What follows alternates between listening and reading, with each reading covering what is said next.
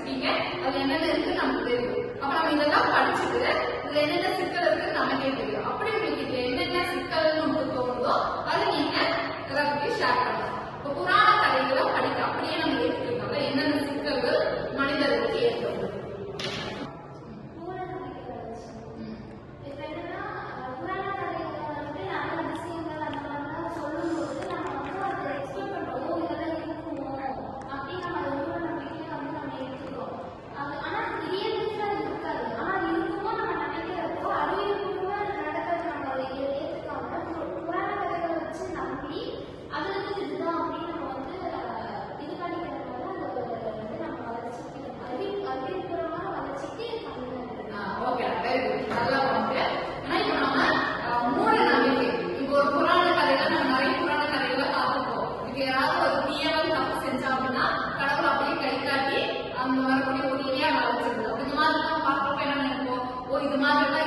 இதெல்லாம் வந்து கற்பனை, எங்கேயுமே நடக்காது. சயின்டிபிக்கா நம்ம எங்கேயும் பார்த்தது.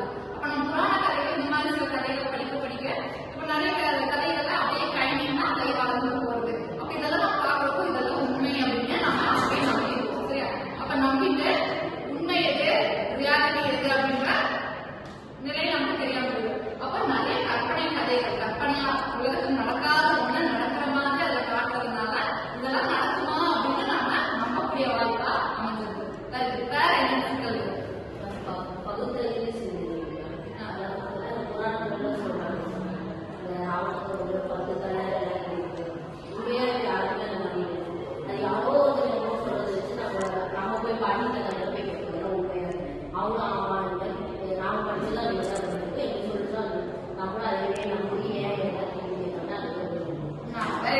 ஏன்னா இப்ப வந்துட்டு நிறைய புராண கதைகள்ல விட்டுருவாங்க. இப்போ அனுமன்னா இப்படி இருப்பாரு, ராமன்னா இப்படி இருப்பாரு, ராமன் இப்படி இருப்பாரு அப்படின்னு நம்ம நிறைய கதைகள் எல்லாம் நம்ம சொல்லி நம்ம கேட்டுருக்கோம். அப்ப நம்ம நிறைய படங்கள் பார்க்கறதுக்கு ராவணனுக்கு 10 தலைகள் இருக்கும். எங்கேயாவது மனுஷனுக்கு 10 தலை இருக்குமா? கிடையாது. அப்போ இந்த மாதிரி புராணங்கள் நம்ம சொல்றது கேட்டு மனுஷனை இப்படிதான் இருப்பா, அரக்கனை இப்படி இருக்கான்னு சும்மா நம்ப வைக்கிறாங்க. சரி, அப்ப நம்ம உண்மையில இல்லை. அப்ப நம்ம பகுத்தறிஞ்சு பார்க்கணும். ஏன் 10 தலைன்னு சொன்னாங்க? அப்ப வந்து 10 தலைகள்லாம் அவங்க சிறந்தவனா இருக்கிறதுனால 10 தலை அப்படின்னு அவங்க சொல்லி வச்சுட்டாங்க. சரி, அவங்க அரக்கனா காட்டணும்னுக்காக 10 தலையை காட்டிருக்காங்க. ஆனா பகுத்தறிவு சிந்தனை இருந்துச்சுன்னா என்ன பண்ணுவோம்? ஏன் 10 தலைன்னு பேரு, எதனால பேருக்கு நம்ம கேட்போம். ஆனா அப்படி பகுத்தறிவு சிந்தனை இல்லாத மாணவர்கள் என்ன பண்ணுவாங்க? யார் என்ன சொன்னாலும் அப்படியே நம்பிட்டு போயிடுவாங்க. அப்படி நம்புறதுனால அவங்க மூட நம்பிக்கை மட்டும்தான் அதிகமா இருக்கும். ரியாலிட்டி உண்மை என்ன அப்படின்றது அவங்களுக்கு தெரியாம போக வாய்ப்பு இருக்கு. சரி, வேற என்னென்ன சிக்கல்கள்? சமூக வேறுபாடு. இது சில புராணங்கள்லாம் சாதி மதம் அதெல்லாம் நியாயங்கள் எடுத்து அவங்க இது பண்ணியிருப்பாங்க. ஃபார் எக்ஸாம்பிள் ராமன் வந்துட்டு சண்முகம் வந்துட்டு வதம் செய்வாரு. எதுக்காகனா இந்த குலத்துக்காக மட்டும்தான் தவம் செய்யணும் அப்படின்னு சொல்லிட்டு இதுக்காக சண்முகம் வந்துட்டு தவம் பண்ணனால வேற குலத்தை சேர்ந்தவங்களை தவம் பண்ணனால ராமன் வந்துட்டு எப்போ கூட பார்க்காம கொலை பண்ணியிருப்பாரு. அதனால அது வந்துட்டு சாதி மதத்தை வந்துட்டு நியாயமா படுத்திருக்காங்க. ஏன்னா இந்த சாதி பாகுபாடு அப்படின்றது ரொம்ப தப்பானது நம்ம சொல்றோம். ஆனா அந்த காலத்துல கம்பராமாயணம் இதெல்லாம் பதிவு பண்ணப்பட்டிருக்கு. அப்ப இந்த மாதிரி அந்த உயர்ந்த குலத்தை சேர்ந்தவங்க தான் இந்த மாதிரி தவம் செய்யணும், யாகம் செய்யணும் அப்படின்னு சில விதிமுறைகள் அவங்க வகுத்து வச்சிருக்காங்க. அப்ப அதுக்கு எதிராக வேற யாராவது செயல்பட்டாங்க அப்படின்னா அவனை கொள்றாங்க.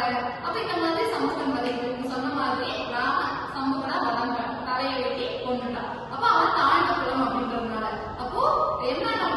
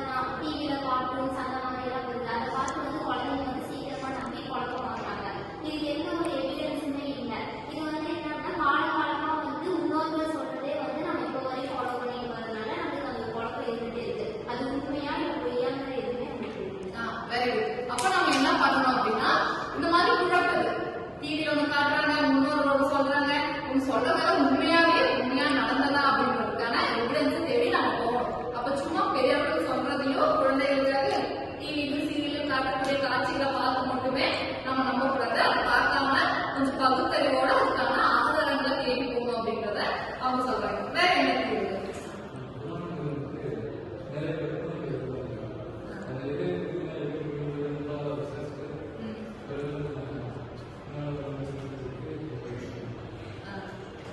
Very good. ஏன்னா நாம நம்ம முன்னோர்கள் சொல்றதை நம்ம அப்படியே நம்புறோம். நம்மளுக்கு முன்னோர்கள் அவங்களுக்கு ஒரு கதை சொல்லியிருப்பாங்க. அப்ப நம்ம காலங்காலமா வெறும் கதைகளை அப்படியே நம்ம சொல்ற கற்பனைகளை மட்டும் நம்பாம நம்ம அதுக்கான சாட்சியங்கள் தேவைப்படும். அதுக்கான கல்வெட்டு ஆதாரங்கள் எங்கேயாவது இருக்குதா, இல்ல ஏதாவது நூல்கள் எழுதப்பட்டிருக்கு, எல்லாமே நூல்கள் எழுதப்பட்டிருக்குதா, ஆனா இது யாரால எழுதப்பட்டுச்சு, இது எந்த காலத்துல எழுதப்பட்டுச்சு, இதுக்கான உண்மைத்தன்மை எது அப்படின்றத நம்ம கண்டறிஞ்சு நம்மளோட சந்ததிகளுக்கு சொல்லணும். சரியா? ஏன்னா நம்ம ஒரு என்ன நம்ம தொடர்ந்து நம்ம கொடுக்குறோமோ அதுதான் வளரும். நம்ம ஒரு கதை கேட்கறதுக்காக அதை அப்படியே நம்ம சொல்லாம அதுக்கான வரலாற்று ஆதாரங்களை வந்து சேகரிச்சு அடுத்து வரக்கூடிய தலைமுறைக்கு ஒரு தெளிவான தகவலை நம்ம சொல்லணும் அப்படின்றத இதுல சொல்லப்படுது.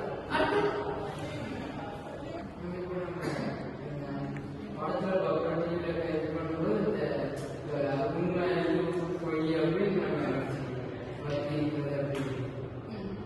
சரி, அப்போ நம்ம அதுக்கு என்ன பண்ணலாம் நினைச்சுக்கிறோம். நம்ம அது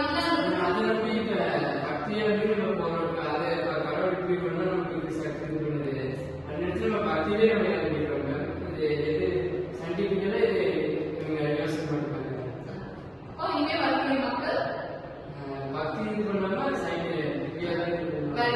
அப்போ பக்தி அப்படின்ற பேர்ல அப்போ பக்தி அப்படின்ற